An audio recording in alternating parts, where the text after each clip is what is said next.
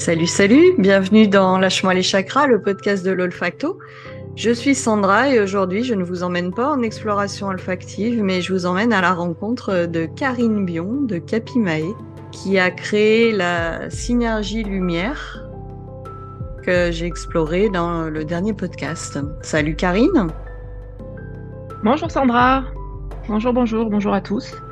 Et merci de m'accueillir dans ton podcast et merci d'avoir voulu jouer le jeu, de découvrir cette synergie, même si c'était quelque chose que c'était une première en fait, hein, plus habitué et on est plus habitué à découvrir les odeurs euh, spécifiques à chaque plante, à chaque huile essentielle. Mais là, voilà, c'était une synergie de mise en lumière. Voilà, je te laisse continuer. Ouais, c'était effectivement une première pour moi de travailler avec une synergie. J'avais fait que des unitaires jusqu'à maintenant, parce que voilà, dans le travail qu'on fait d'olfactothérapie et puis d'aller intégrer le message d'une plante, bah, naturellement, on a plus l'habitude de travailler en direct avec une plante. Mais en fait, merci à toi de cette proposition. C'était enseignant et puis, comme tu le sais, sauter de joie quand tu me l'as proposé. Euh, donc, Karine, est-ce que tu veux te présenter un peu au niveau de ton parcours avec les huiles essentielles? Comment tu en es arrivée à être aujourd'hui face à moi? Bon, c'est un grand et long chemin, mais je vais prendre des raccourcis. Alors moi, j'ai commencé, en fait, j'étais dans les parfums et cosmétiques avant de faire une réorientation dans l'aromathérapie. L'aromathérapie, en fait, est venue d'abord pour le côté plus scientifique, venir venir soigner des maux. Et l'olfactothérapie est venue dans un deuxième temps. Et on s'est rencontrés en session d'olfactothérapie. Mais l'olfactothérapie est venue boucler la boucle, en fait.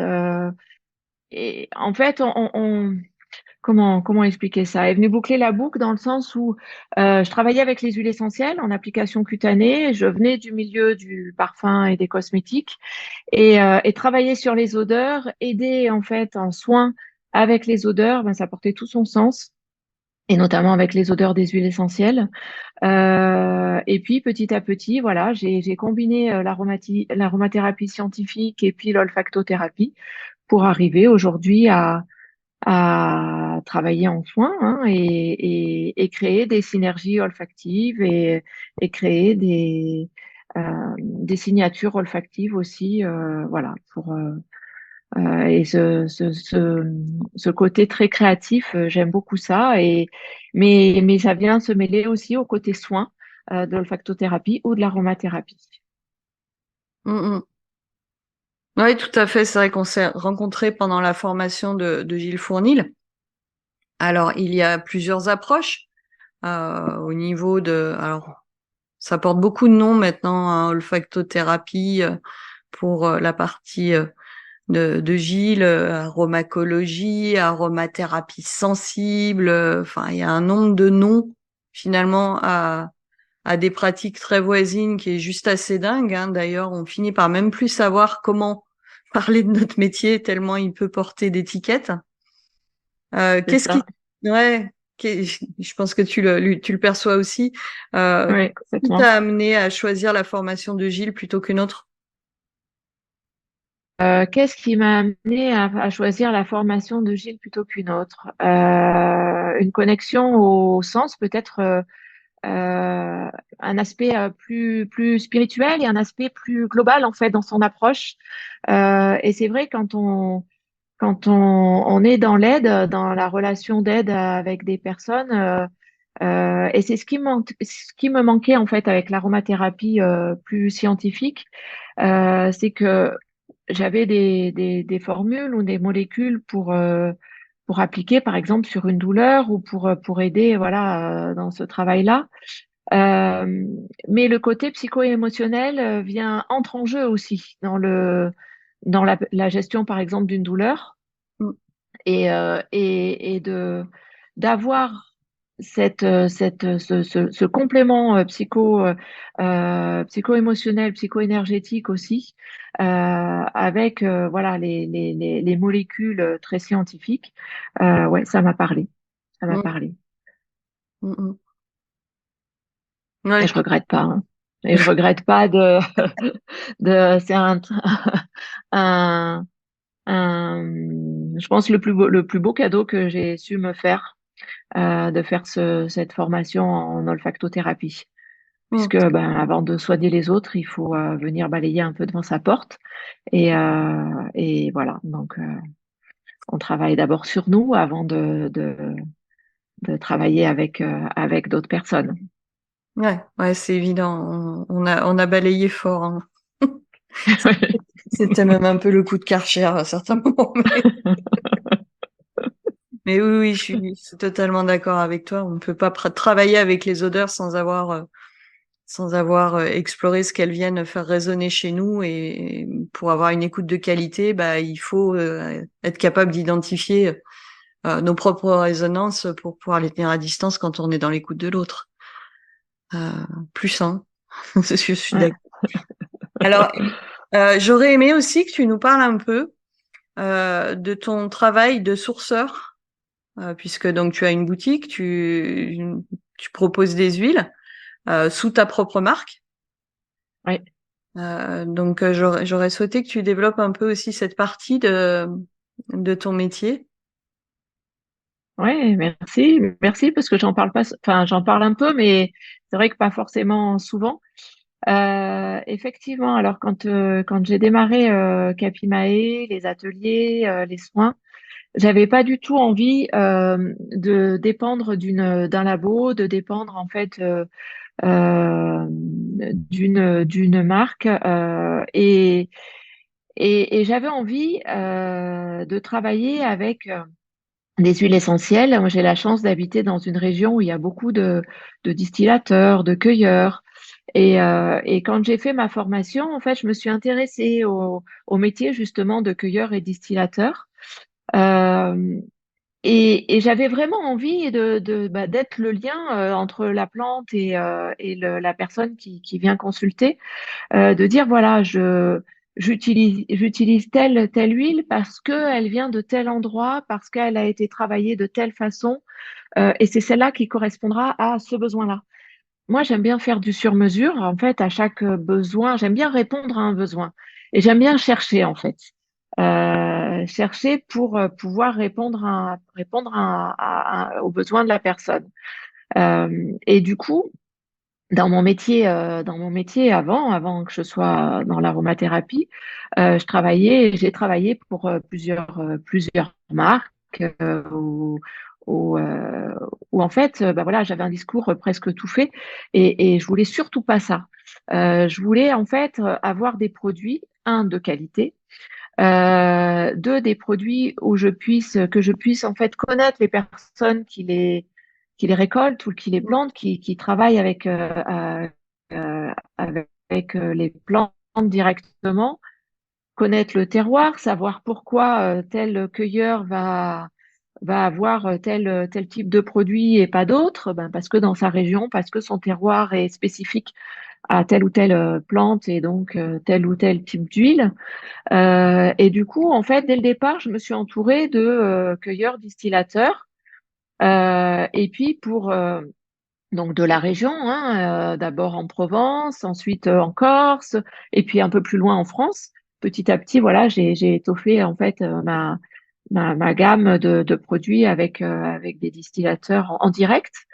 Euh, et puis pour celles qui viennent de plus loin, parce que voilà, on n'a pas tout hein, en France, et puis il y a de très très belles choses qui viennent de très loin. Et bon, j'ai pas encore les capacités d'aller sourcer à l'autre bout du monde. J'aimerais bien un jour, j'aimerais bien pouvoir me dire, je vais à Madagascar et je vais sourcer. Mais en fait, bah, par le biais des rencontres, une personne me parle d'une autre et voilà, j'ai étoffé ma gamme. Pour celles qui viennent de très très loin, je passe par un labo certificateur qui va chercher, dont c'est le métier, hein, d'aller sourcer à l'autre bout du monde et puis de mettre en conformité avec la réglementation européenne pour les revendre en France. Mais à chaque fois, en fait, je choisis mes huiles en fonction ben, de leur carte d'identité, c'est-à-dire la chromato, en fonction de ce qu'elles voilà, ce qu'elles révèlent, leur carte d'identité, qui elles sont. Ben, je vais en fait sélectionner ou pas sélectionner selon les années. Ben, je change de fournisseur parce que voilà, c'est pas la même chose. C'est J'aime souvent dire que l'huile essentielle, c'est un peu comme un vin. On a un cépage au départ, on a une plante, et de ce cépage, en fonction de là où il pousse, la façon dont on l'a travaillé, dont on l'a cueilli, dont on a fait voilà la distillation, ben, on n'aura pas la même huile essentielle à la fin. Et comme un vin, en fait, de ce cépage, la façon dont on l'a travaillé, ben, et puis de la façon de l'année aussi. Il y a des bonnes années, d'autres des moins bonnes années en fonction de la pluie, du soleil, des conditions, toutes les conditions réunies. Et ben ce cépage, on peut avoir un grand cru comme un vin de table. Et pour les huiles essentielles, c'est exactement la même chose. Donc voilà, je vais faire mon petit marché régulièrement, plusieurs fois dans l'année. Et voilà, j'ai une petite une gamme d'huiles essentielles. Elles sont toutes bio. Alors, j'ai pas le label bio, mais c'est un vrai choix parce que je vends pas à grande échelle. Et en fait, les personnes qui viennent m'acheter mes huiles, elles connaissent en fait la qualité. Et puis le label m'apportait pas tant que ça en fait. Par contre, j'ai toute la traçabilité, donc je peux vous donner toutes les infos relatives à chaque huile. Donc elles sont bio. Elles sont, j'ai quelques huiles essentielles qui sont en cueillette sauvage aussi, parce que Mm. pour moi, c'est mon dada, en fait. Pour moi, c'est la meilleure qualité qui soit. L'huile essentielle, eh ben, elle provient de la plante qui a poussé dans son milieu naturel. Donc, ces plantes-là, c'est des plantes qui sont très fortes, qui ont dû lutter pour survivre, c'est des plantes, en fait, qui ont un arôme beaucoup plus puissant. Donc voilà, j'aime bien aller chercher, dénicher ces cueillettes-là, ces cueillettes sauvages. Et puis certaines aussi ont le label Fair for Life. Donc c'est des cueillettes vraiment éco-responsables. Voilà, j'aime faire les choses bien aussi, et que en fait ces huiles essentielles, elles aient une résonance aussi pour les peuples et les personnes qui les cultivent. C'est-à-dire que elles doivent être payées à leur juste valeur. Et pour les personnes qui distillent et qui cueillent aussi, c'est un sacré boulot. Et voilà, il y a pour moi, une huile essentielle pas chère, elle peut pas être de qualité, parce que derrière, il y a le travail d'hommes.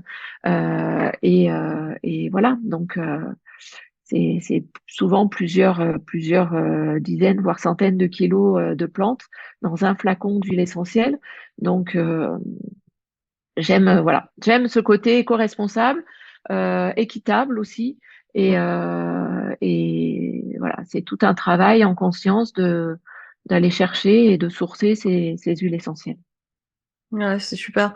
C'est vrai qu'on travaille avec le vivant et que ben voilà, là aussi, le pas cher, il y a forcément quelqu'un qui a payé le prix à un moment ou à un autre pour que ce soit pas cher et du coup, ça nous donne un produit qui n'est pas à la hauteur de ce qu'on pourrait attendre, ou de ce qu'on avec lequel on pourrait obtenir les mêmes résultats que quelque chose qui a été cultivé, cueilli, dont on a pris soin, qui a été distillé avec amour, Mm, tous ces critères de qualité que tu peux mettre dans ta sélection, en tout cas. Non, c'est mm, super. mm. Ok. Et donc, est-ce que tu souhaites nous parler de lumière? Oui, avec plaisir. Lumière, Lumière a d'abord en fait été créée la première intention en fait dans ces synergies. Elle a été créée vraiment pour le côté apaisant, calmant. Mais avant d'avoir ce côté apaisant, calmant, en fait, elle nous fait passer par plusieurs étapes. Et tu parlais tout à l'heure, enfin, tu parlais à l'instant d'huile essentielle et de monde du vivant, effectivement, les parfums à base d'huile essentielle, les parfums qui sont 100% naturels, ils ont ce côté vivant et ils ont ce côté, je sens pas toujours la même chose. Euh, je révèle pas toujours la même chose. Et notamment dans Lumière, avant de révéler en fait paix et harmonie, parce que c'est vers là que l'on tend, elle va nous faire passer par plein d'étapes et différentes facettes. Et c'est vrai que, alors, c'est une odeur assez vive, hein, assez pétillante, assez fraîche. En fait, je l'ai créée en été. Il y a maintenant 2 ans. Elle est restée un certain nombre, ouais, même 3 ans. Elle est restée un certain nombre de temps, en fait, de façon très, comment dire, confidentielle. Et j'ai décidé, en fait, voilà, de la dévoiler au grand jour l'été dernier. euh, de la euh, de travailler en fait comment on appelle ça, la réglementation, parce que c'est aussi une grosse part, hein, de faire réglementer une synergie, et de la dévoiler au monde. Et donc je disais, elle a été créée l'été, et j'avais envie de fraîcheur et de peps et du coup, travailler avec des agrumes, puisque je vais vous révéler d'ores et déjà en fait ce qu'il y a à l'intérieur, pas faire durer le suspense jusqu'au dernier moment. En fait, c'est une synergie qui comprend en fait trois principales huiles essentielles. On a en fait de la lycée citronnée, cette fameuse lycée citronnée qui a pu te déranger au départ. On a de l'orange, donc beaucoup plus douce, qui vient arrondir en fait la pétillance le côté très fugace de la lycée. Et puis, on a aussi du petit grain bigarade qui vient apporter un côté très vert, très frais à cette synergie-là. Alors cette synergie-là, on peut l'utiliser aussi bien en parfum d'ambiance, dans un diffuseur, simplement pour parfumer une atmosphère, parfumer en fait un lieu, mais on peut l'utiliser comme tu l'as fait en méditation olfactive pour venir en fait travailler différentes choses de sa personnalité. Et moi, c'est ce que j'aime bien faire, c'est créer des parfums, ok, des parfums d'ambiance, mais des parfums qui soignent aussi, qui viennent faire bouger les choses. Et donc, dans ce parfum d'ambiance, lumière, c'est un peu comme un guide et qui vous permet, en fait, un guide qui tout doucement, vous fait plonger dans votre intériorité et vous donne, en fait, par la pétillance, plein de facettes, comme une boule à facettes, ambiance disco. Mais voilà, on vient révéler plein de facettes de la personnalité, des dualités, ombre et lumière, puisque en fait, ben, pour qu'il y ait de la lumière, il faut aussi aller plonger dans nos ombres. Et cette synergie, l'idée, c'est de faire taire notre mental, parce que quand on allume toutes ces facettes, le mental, il part un peu dans tous les sens. Mais du coup, ça crée une perturbation et de façon à venir court-circuiter, pas court-circuiter, mais il comprend plus en fait ce qui se Le passe parce que tout fatigué. vient, oui, le fatiguer. En fait, tout est allumé en même temps. Waouh, qu'est-ce qui se passe? Il sait plus dans quelle direction aller et en fait, ben, comme il sait plus où aller, il fait appel à quoi? Il fait appel à l'intériorité, il fait appel à l'intuition, il appelle à l'aide, en fait, l'âme à l'aide pour savoir quels sont les ressentis intérieurs et qu'est-ce qu'il y a au plus profond de nous. Mm. Et en fait, tout doucement, délicatement, tout en douceur, un peu comme un... Moi, j'aime beaucoup, en fait, quand je le sens, à la fois, la première envolée est très fraîche, mais après, il y a quelque chose qui vient recouvrir les épaules et un peu comme un châle, hop, on vient se mettre dans un cocon. Et pour plonger, en fait, dans notre intériorité, de là, en fait, sort ben, plus de clarté, plus ben, notre sagesse intérieure, notre vérité, notre lumière, quoi, tout simplement, d'où son nom. Hmm. Ouais, tout à fait. Est-ce Bah, que ça te parle par rapport à ce que ça t'a exploré, que tu as... ah bah alors les facettes, oui, je les ai bien eues, hein.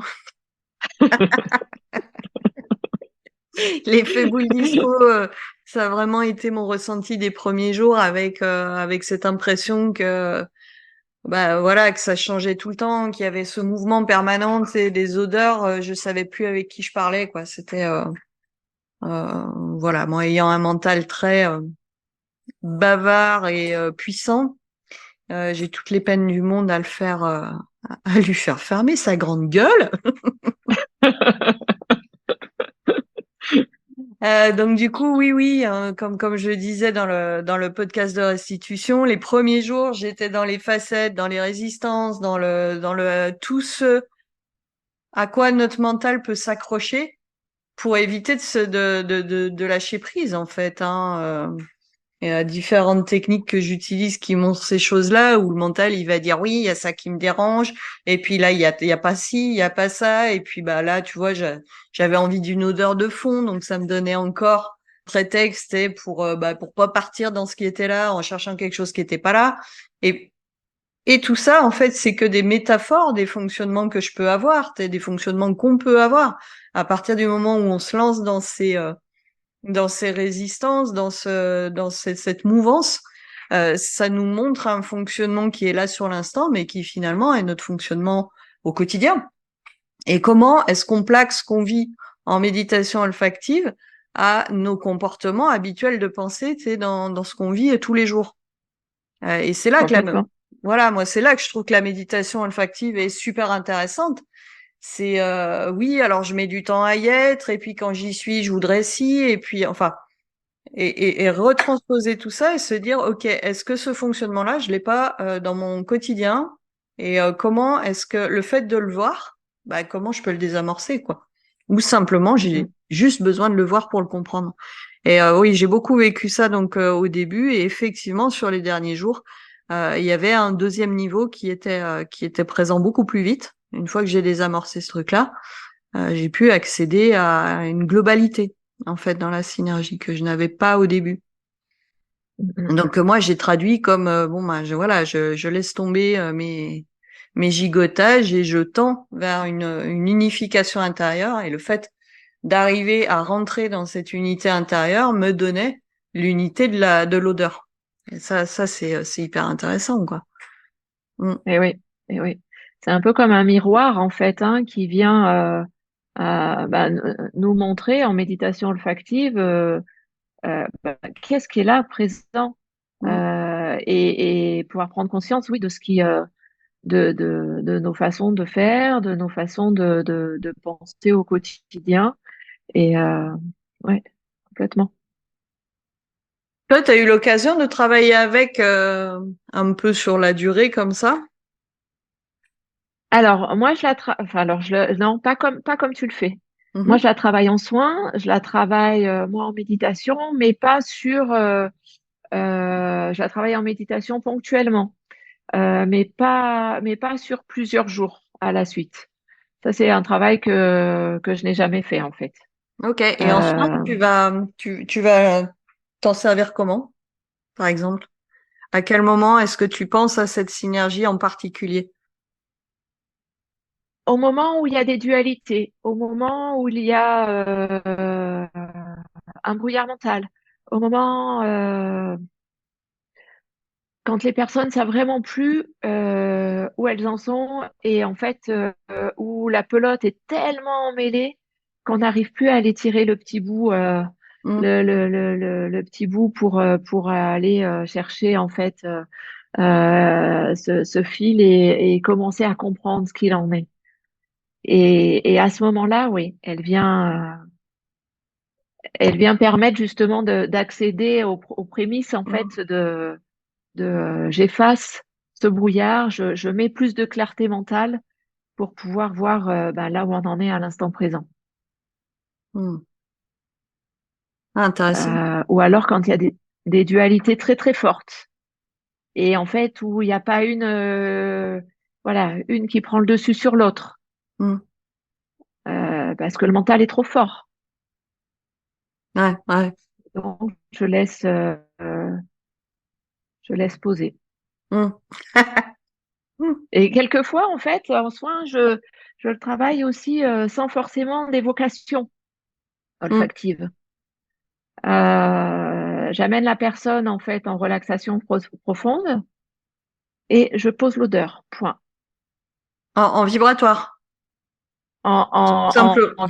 Oui, en vibratoire, enfin en olfactif et vibratoire, mais sans Ouais, évocation. Et d'accord. en fait, voilà, je laisse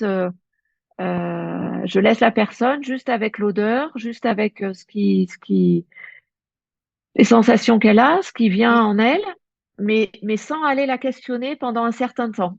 Mm. Elle reste simplement, voilà, oui, la méthode vibratoire telle qu'on la connaît. Ouais. Et ensuite, on débrief. Et là, c'est intéressant ce qui ressort en règle générale. Oui, oui, j'imagine. Mm. Alors, j'avais une autre question et puis je viens de la perdre. Ah oui, j'ai vu sur ton site que tu as un onglet signature olfactive. Ah, Oui. ça aussi, j'aimerais bien qu'on conclue notre interview sur cette partie de ton activité. Alors oui, signature olfactive. Donc je disais tout à l'heure que j'aimais bien, moi, me répondre à des problématiques et chercher en fait chercher et créer pour un besoin particulier. Euh, et c'est vrai que les odeurs, elles ont chaque odeur, c'est une signature d'un instant présent, d'un moment, d'un état d'être. Hein. C'est la Madeleine de Proust, tout simplement, qui nous remet dans un état émotionnel. Et, et en fait, de créer des odeurs pour des personnes, pour des entreprises, c'est ce que j'appelle signature olfactive. C'est-à-dire que souvent, c'est venu de l'idée où souvent quand on rentre dans mon cabinet, la première chose que les personnes vont dire quand elles rentrent, c'est ah, ça sent bon. Quand elles rentrent, c'est oh là là, ici, ça sent bon. Et alors qu'il n'y a pas forcément toujours de diffusion, mais en fait, comme je travaille enfin, tout le temps avec les huiles Mm, essentielles, mm. et puis il y a aussi enfin, qui est là. J'ai pas de nom d'ailleurs pour j'ai pas encore, je l'ai pas trouvé de nom.